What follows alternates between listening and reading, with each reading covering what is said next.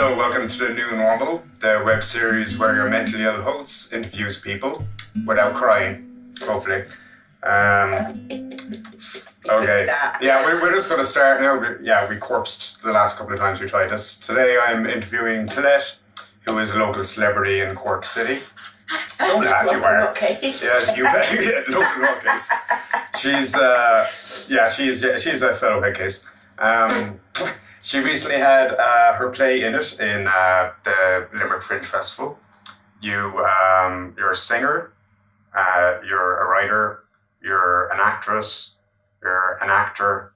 Because I just realised people don't say actress anymore, do they? That's totally sexist. No, okay, if you like it. You get to choose that. Okay, you know. thank you. You played ukulele lady, I saw a picture. Ukulele. The ukulele. Yeah, sorry, this is my first interview on the show, sorry about that.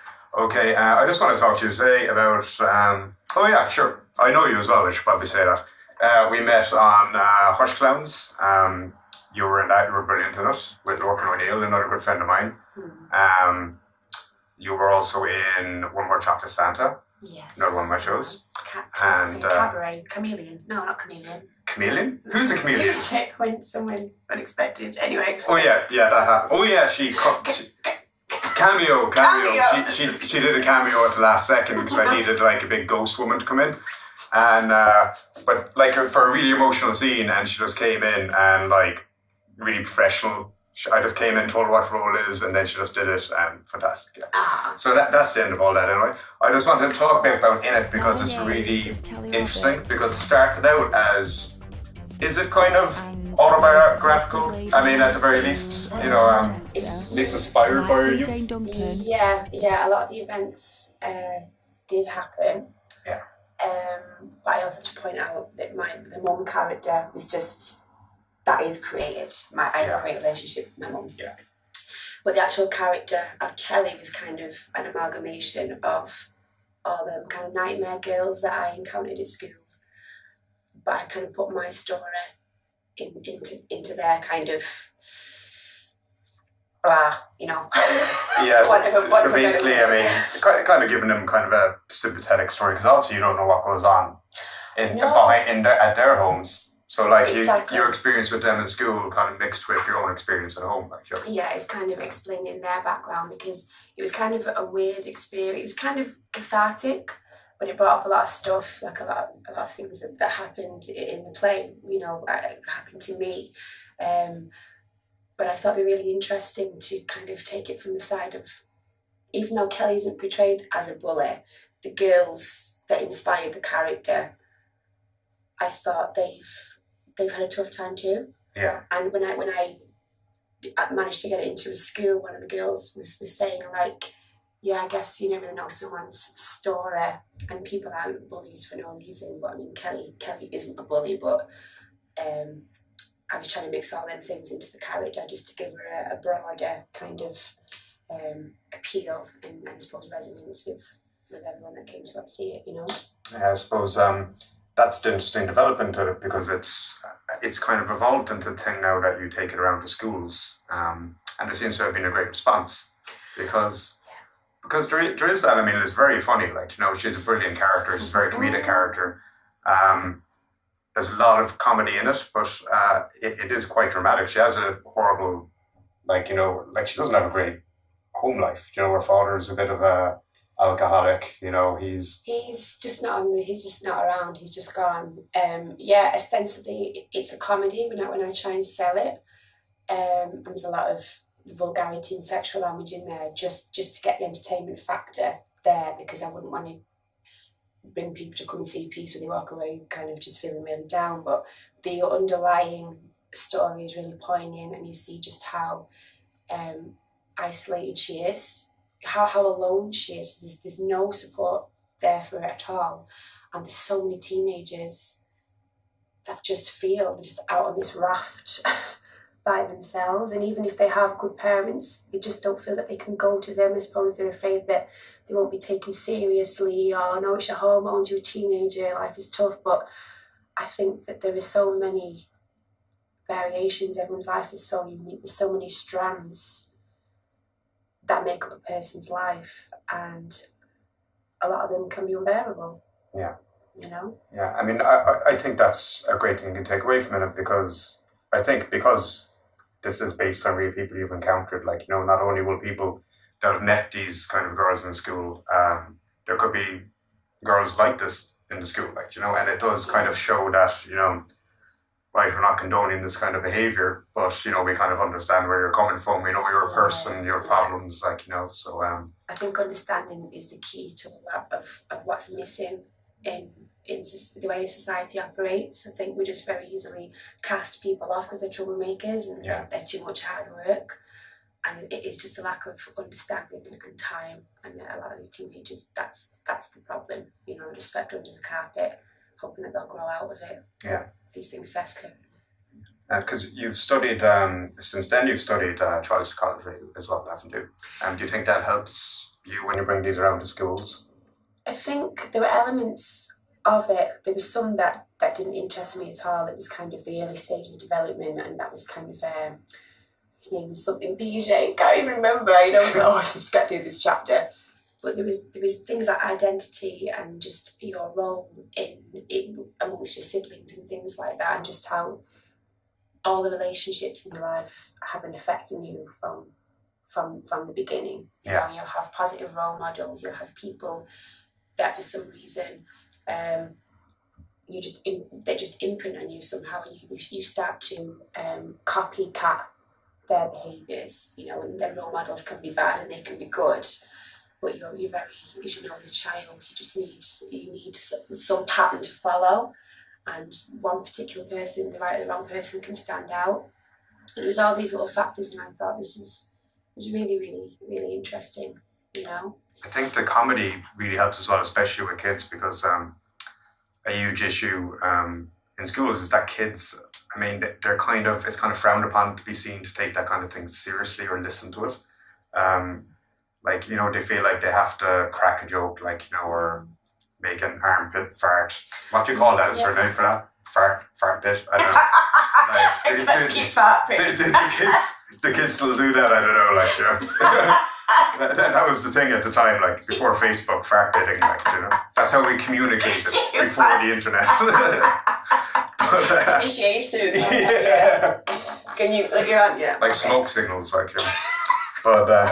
But it is very hard. I mean, I think for them to kind of listen, you kind of have to do it a bit, you know, kind of like, you know, ninja it under this layer of comedy, like, you know. You have to speak their language. Speak their language, yeah. I had to remove all obviously the sexual content, which was a shame because there was a lot of sexual content. Yeah, I mean, kids do speak like that, but obviously if you're bringing it to school... Oh no, I'd be unbearable. It's not a word, but... Yeah. But I tried to bring other comedy elements, like I had to kind of make it more contemporary as well, so I had YouTube in there and Snapchat and all of them kind of things. And Bebo. Maybe I did. What else do they have? Twitter. Mega Drives. Game Boys. Twatchat.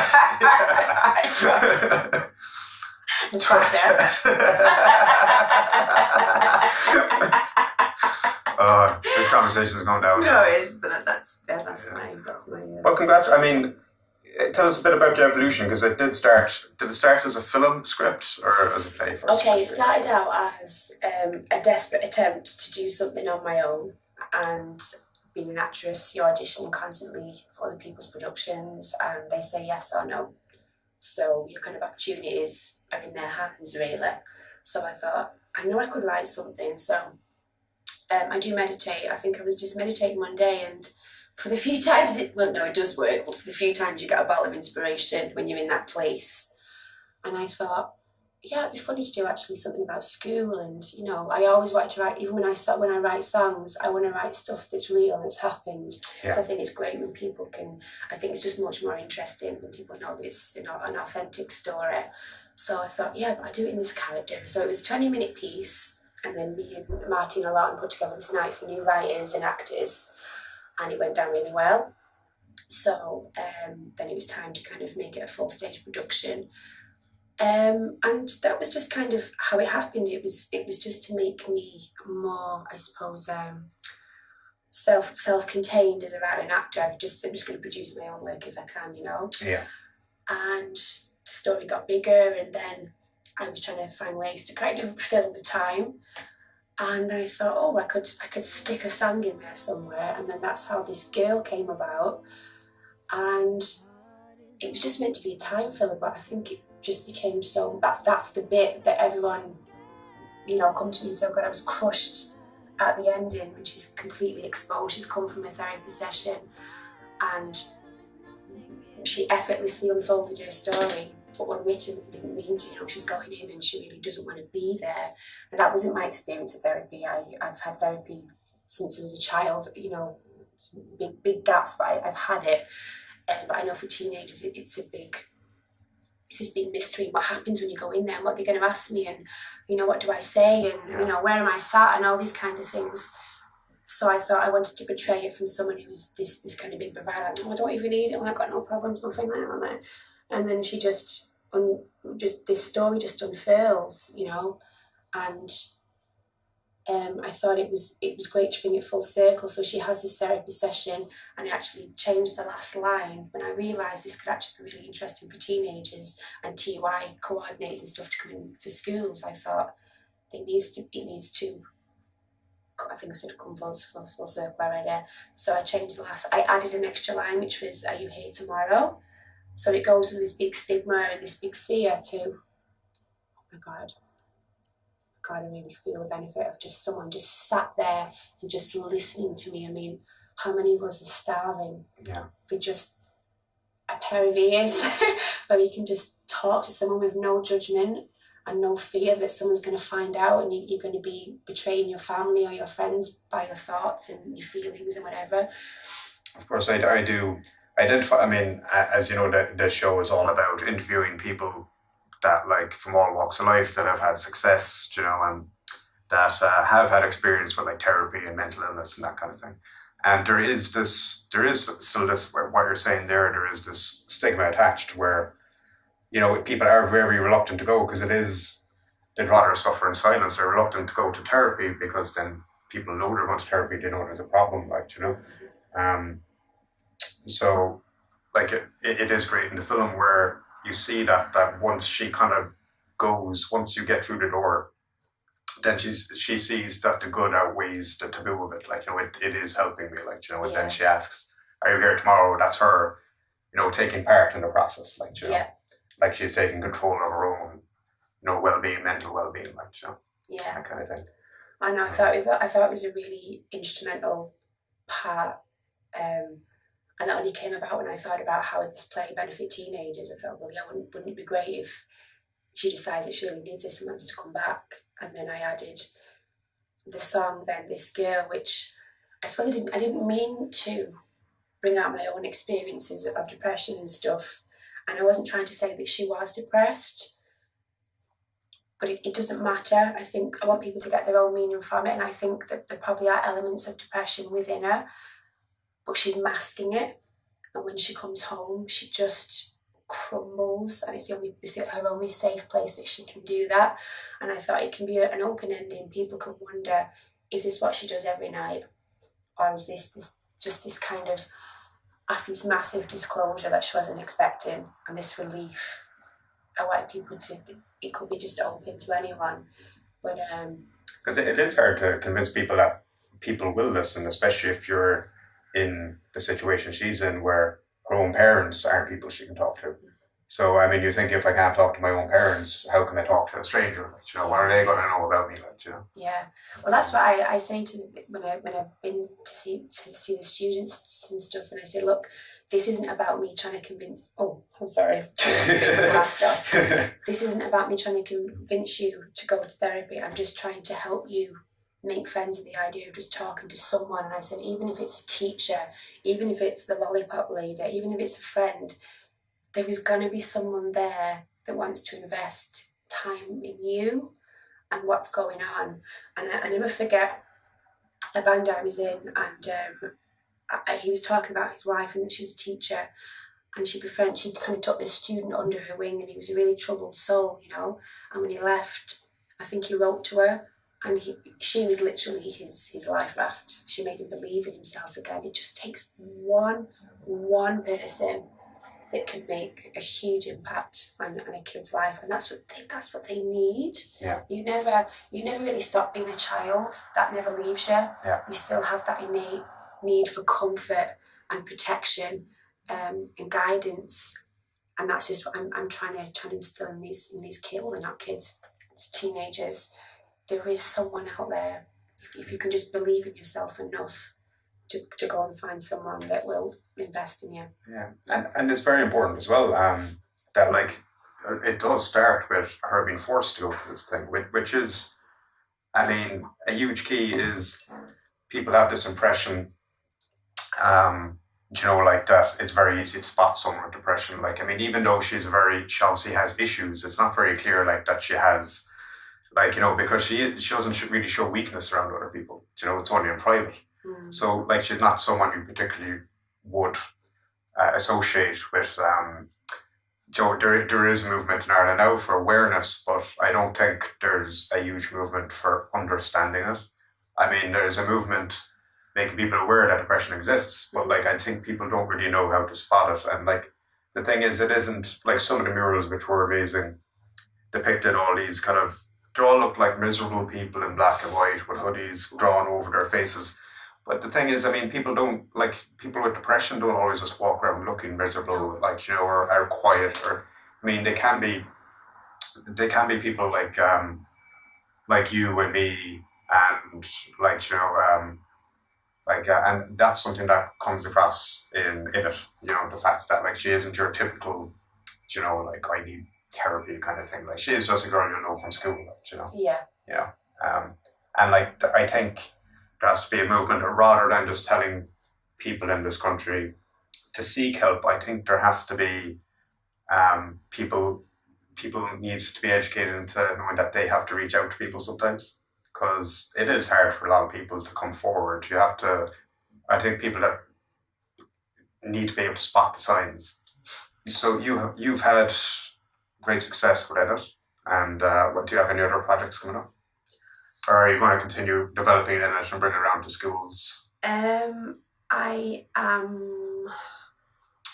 kind of in a small dilemma. I think I'm going to keep going to the schools, but I think after the response from Limerick, I think I need to keep at it on the road, and just try and keep it in people's minds and for people to actually see it. Because I think unless they see it, it's one thing for me to write to a number of schools and say, hey, I've got these reviews and it's doing really well, blah, blah, blah. But they have to really live it. They have to really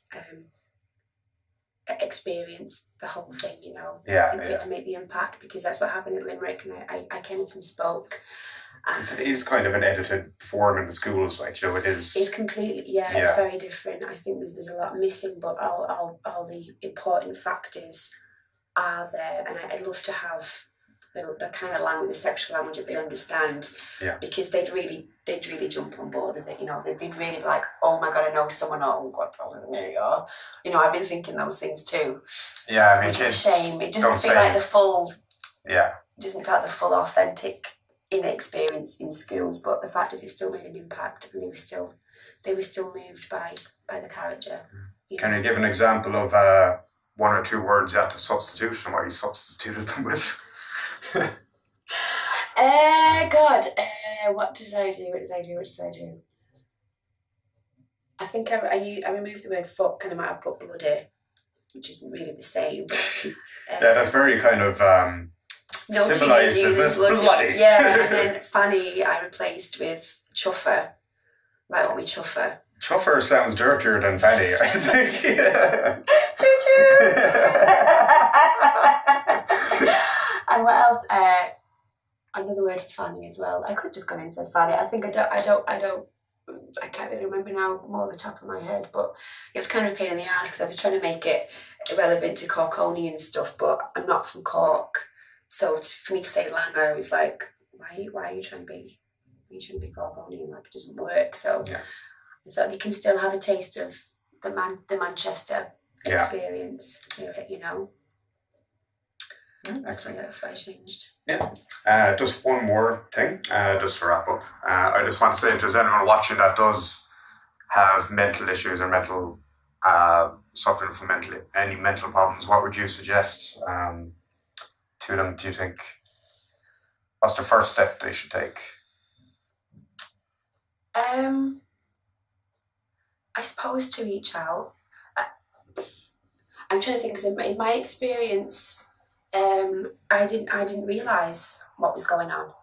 I didn't realise it was depression. Yeah. So it was my mum that actually pointed it out to me, and then I was kind of, I'm not saying my mum diagnosed me and that was it. Oh, I know now, but it just made sense. I could sense it. So even that awareness was a relief. Not that I say you need a label or anything like that. Well, of course, relief saying, because once it's, it's the thing, it's like, well, this isn't how it's supposed to be. That means I can get better. Because you think that's your normal. You think it's who you've become. Yeah. You honestly think that's who you've become, and this is just life, and life has just got the better of me now. And so, I mean, like I said, I had therapy as a kid because I got bullied. So I was very young. I had no reason to be against it, but I'm quite an open I'm quite an open person, so it's not easy for everyone. But I think no one can help you unless you help yourself, and if you keep it to yourself, I think it's just the worst thing. It's the worst thing you can do. You're just festering in your bed because okay, not everyone does the same thing, but I don't want to get out of bed. Yeah. I don't want to talk to anyone, I have to, because my fiance makes me get out of bed now. Do you feel the benefit of that? Well, I do. I mean, a huge thing, as you were saying there, it's you didn't know there was anything wrong, or you might have been unhappy, but to you that's normal, and you think this might be how everyone feels. So, I have long-term depression and anxiety. I've had it. I think, like yourself, I've had it from when I was very young. And the thing is, when you're kind of on your own, then you just kind of wallow in it. And because you're depressed and you don't really have a real sense of self-worth, you don't really have motivation to get better because you think you're not worth it. You're like, why should I get better for this asshole? But because I have a fiance now and I had a girlfriend. I've had a girlfriend the last few years. I got therapy. I finally got help after years, just like a couple of years ago, for her, because I didn't really value myself, but I valued her. And I could see, she knew I was depressed. I told her I was, because it was very clear. She was like, why are you getting into these moods? Why are you, would be out drinking and I'd be crying for no reason?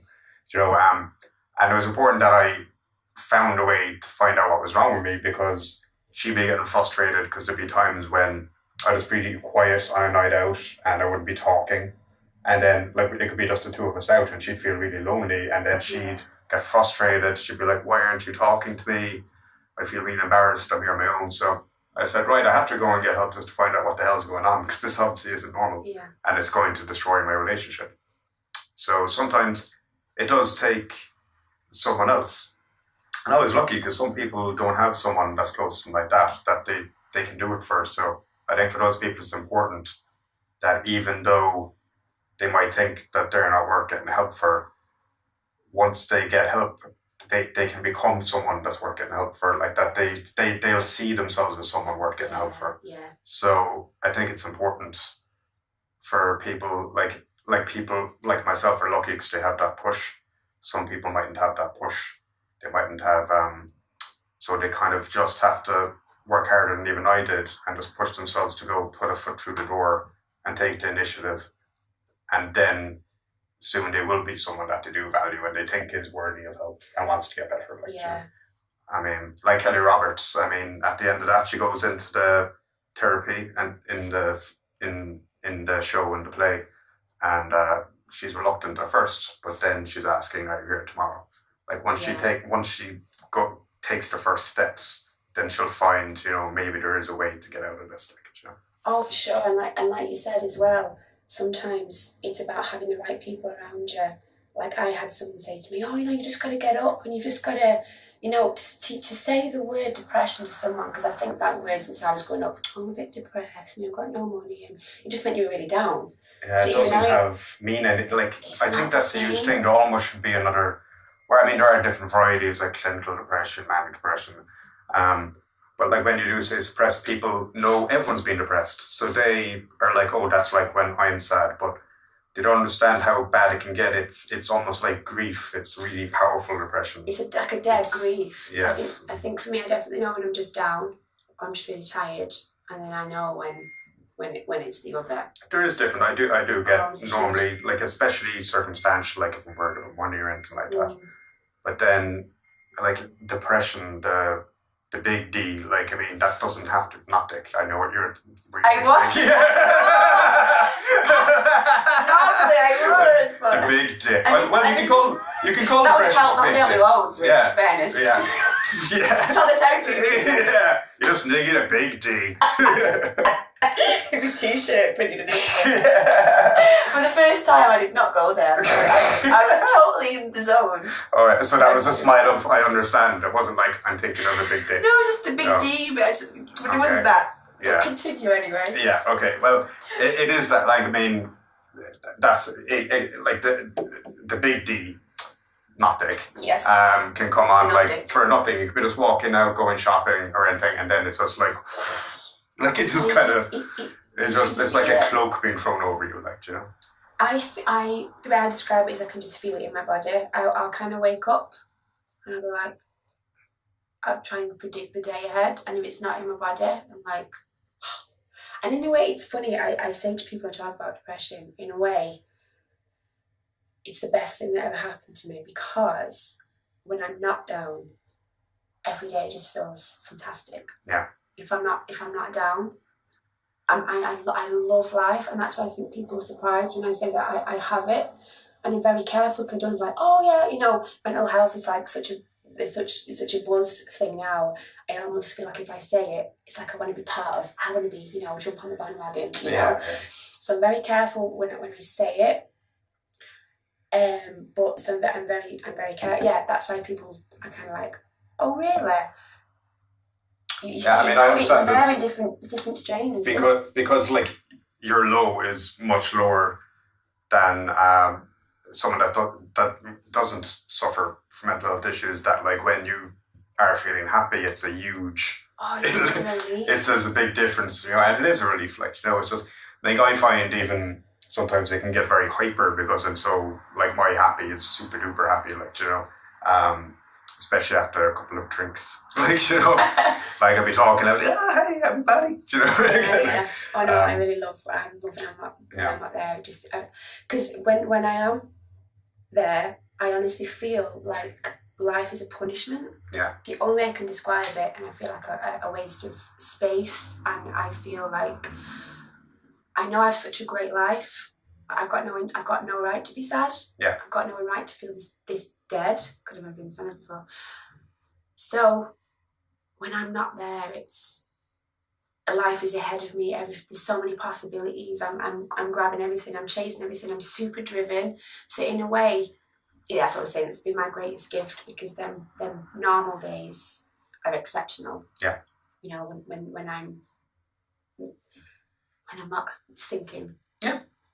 And like, if you do take that step and get help, you'll have more exceptional days than that. So. Oh, for sure. Like, going to therapy, because it was the same reason you was in a relationship, and it was around that time when pointed it out to me, and he was like, this, you know, this, I'm treading eggshells and blah blah blah and da da da, and I mean, there were other factors as well within the relationship itself, but I know that I just wasn't strong enough to kind of to deal with it. So like you did, it was right. I have to sort this out now for the relationship. Yeah. And in a way, it kind of broke my heart when he said you didn't value yourself enough to do it. But then it's lovely that you valued her enough to go out and. Yeah.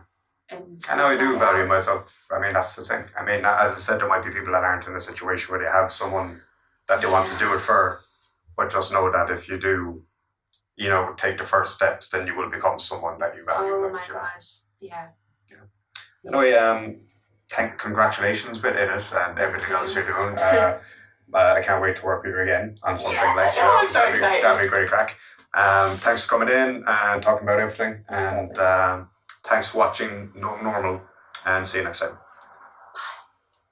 That was very sexy. I didn't mean to be.